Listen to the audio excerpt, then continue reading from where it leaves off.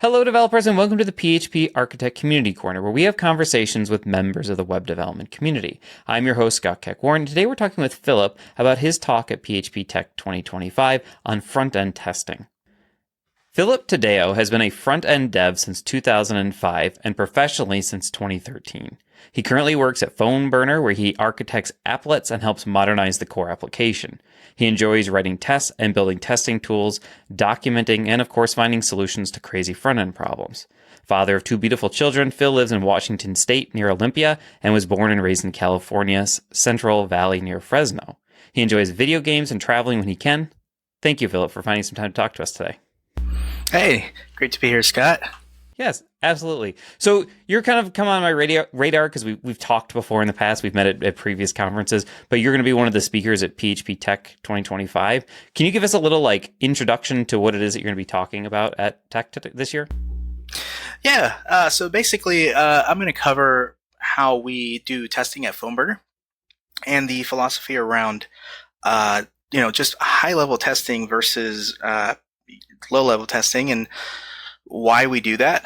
And basically the idea is that, you get to write very minimal tests, but, cover a broad spectrum of your application. And so, it's really kind of a push to be more efficient and also to really test in the real world and, do real world testing. As opposed to this, romanticized, hey, we're going to test end to end and test everything together and whatnot. And so, yeah. And it is going to be from a front end perspective, but hopefully, back end folks could take that home and rethink a little how they're testing. And so I just want to make sure that we're clear on the nomenclature here. When you say high end testing, or high level testing, what does that exactly mean? Are you testing individual pages and or workflows or? Yeah.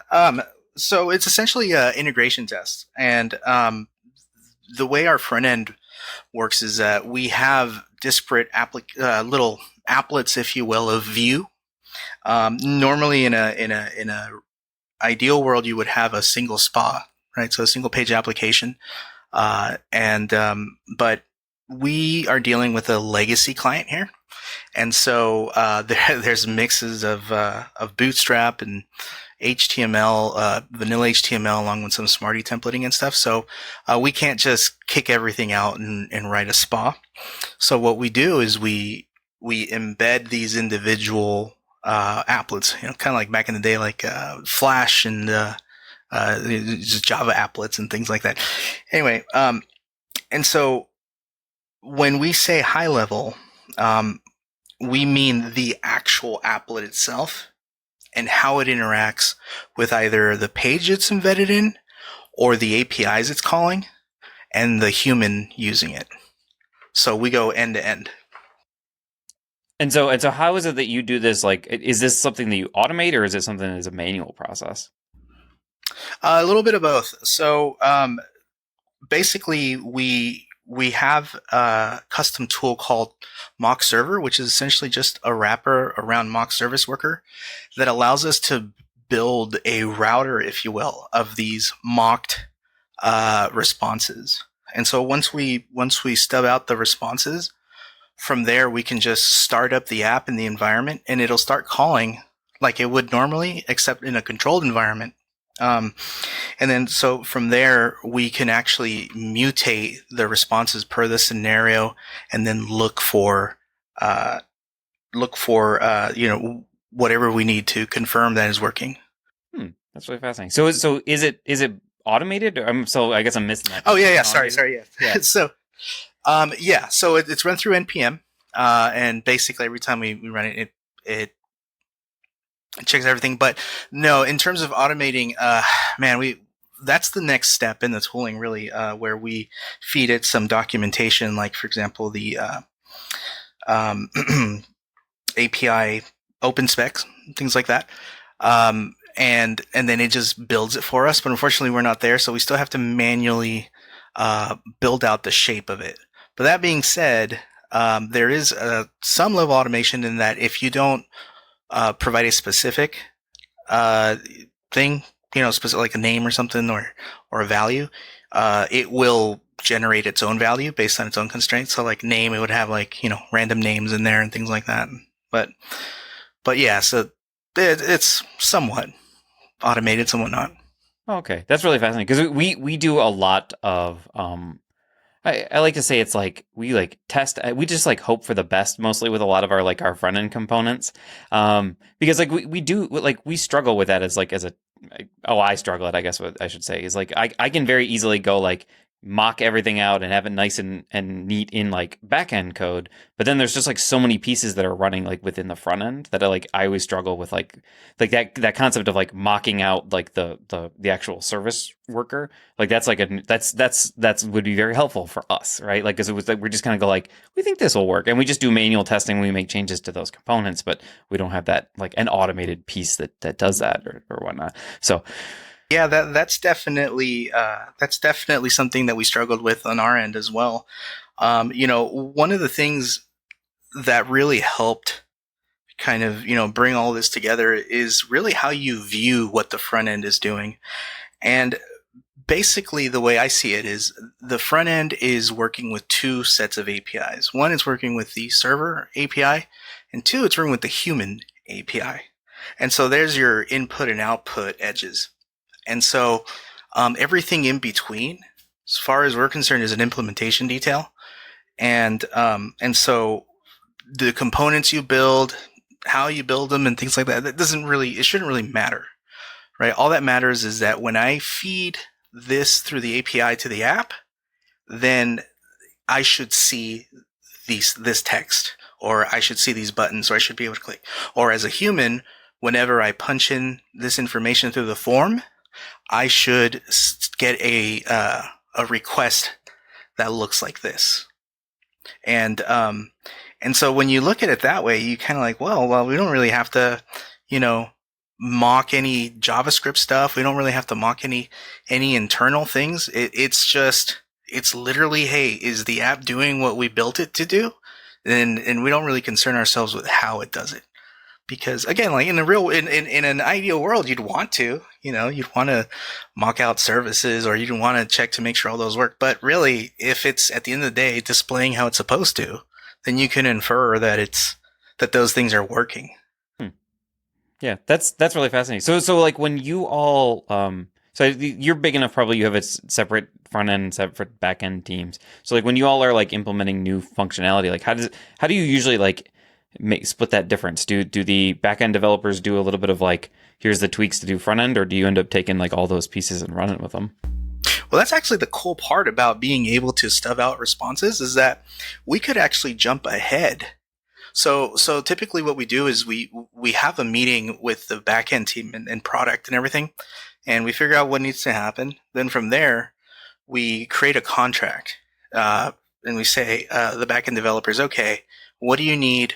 Or here's what we're going to give you, and here's the shape of the response, and here are the endpoints that we're going to work on. And from there, we just stub them out. We create the shape, and then start making we essentially start making the scenarios based on the user stories that product gives us, and then everything in between. Sometimes, they won't. Sometimes there'll be scenarios where they didn't account for certain things, so we'll cover that as well, and basically just go TDD from there. And so it's like, all right, here's what it would look like once it loads it and everything, and start testing that way. And then basically we could just have the page hidden until the backend devs, or sometimes we come together and it's I like to think of it kind of like when you're digging a tunnel, you got two different teams boring, and then right as we meet in the middle, boom, everything just fits together. And it's really exciting. But yeah, this approach has allowed us to kind of work independently. Because I've never worked in like a team, like in that situation where there's like a front end team and a back end team. It's always just been like, one team. And so it's interesting, like that is an interesting concept of having to like meet in the middle, right? And like, it's like when they like dug from both sides of a river and they have to make sure they like meet up right in the middle and then not go, oh, it's all broken. Yeah, the bridge is like far apart. So They recently, like I live in Michigan, and they were building a bridge between the United States and Canada, and like they had to like that is the situation that they came to, is like they had to be within like millimeters of like the bridges touching in the center of the river, and it was like this big like there was like a news story about how like every couple days they would go out and like verify that they were still like gonna hit each other, and I don't know how you do that, but it was really like an interesting thing to see that. So, and we'll be right back after this word from our sponsors. So we all know that when your application breaks in production, you want to quickly understand and fix it and not sift through logs for the next hour. And that's where HoneyBadger can come in. HoneyBadger notifies you of errors, outages, and performance issues as they occur and helps you respond instantly when your systems go down. When you need to dig deeper, HoneyBadger's advanced query engine helps you reach into your logs and grab just the information that you need. With error tracking, performance and uptime monitoring, log management, and support for over 10 languages, HoneyBadger is the best tool to gain real-time insights into your application's health and performance. Best of all, it's free to get started, and setup takes less than 5 minutes. Be sure to bookmark honeybadger.io. That's honeybadger.io. And we're back with Philip.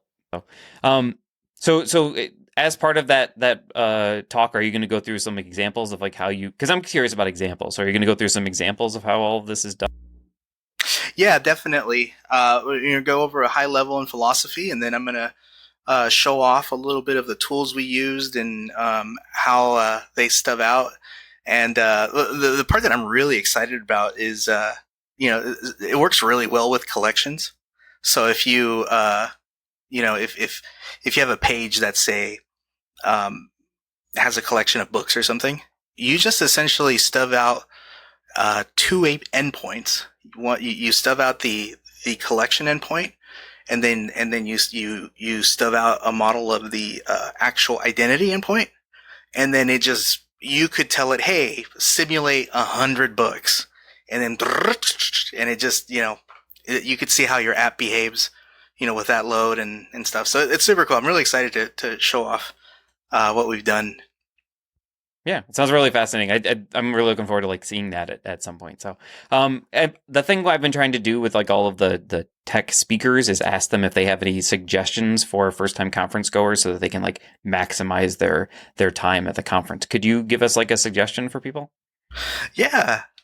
If you're going with a group, stay away from your group. Try to network as much as possible. Find people. And I know programmers, are mostly introverted. I happen to be extroverted. I don't know how that happened, but I just go around and try to get people out of the shells. But you should definitely try and get yourself out of the shell and explore and talk with a bunch of people and ask them what they're up to and things like that. And yeah, stay away from your group because you already know those folks. So you want to. Another thing that I would say is if you can't stay at the hotel where the conference is, because that is where the best networking comes in. Like, you get up and go get some coffee. You see some programmers. Sometimes they're just chilling there, writing code and doing their own thing. And they don't, trust me, if they mind getting bugged and ask questions, unless they're on the phone or something, then they're doing it wrong. So please just walk up to folks and say, hey, how you doing? I'm so and so. Yeah, I think like the networking perspective of it is like really like one of the huge benefits, especially like, and I think like this is going to be out later, like, we're like ahead a little bit in the recording schedule. So there might not even be any rooms available, but yes, like getting a room is like one of the most important things. Cause it's just like, get up in the morning, head down and just start talking to people, go to the sessions, and then like the thing I always love too is like, I'm like, I need a break, and you can go back to your room and just be by yourself. If you are like me and need to be and are introverted, there's, it's a benefit to just like being alone in a quiet space for, 5-10 minutes. So, Yeah. So is there anywhere you'd like to direct our listeners to before we let you go? Yeah. I don't have many public social media stuff, but the one I do have is on X or Twitter, whatever you want to call it. And it's Phil_T. That's Phil with PHILLL_T. And you can, if I post, I'll post on a JavaScript group or something like that, and every once in a while something that I find funny. So, yeah, if I should, reach out to me, and if I should join other areas, I'll gladly join those. I hear Mastodon's pretty poppin', but so I'm still trying to figure it out. Mastodon and Blue Sky are both pretty good for tech stuff right now. So yeah. So thank you. I do appreciate you finding time to talk to us today. Of course, yeah. I'm super excited, and I look forward to seeing everybody in person. Yeah, me too. I have to say another heartfelt thank you to Philip for all of his time and for yours for listening today. If you're not already a subscriber, make sure you subscribe with whatever your preferred method is so you can get our episodes as soon as they're released. And maybe share this post with a coworker so that they can go to tech and enjoy the front-end testing that we just talked about. This podcast is available both as an audio version on the PHP Architect website as well as a video version on our YouTube channel. This is Scott Keck Warren for the PHP Community Corner signing off and reminding you to keep listening, keep coding, and keep reading.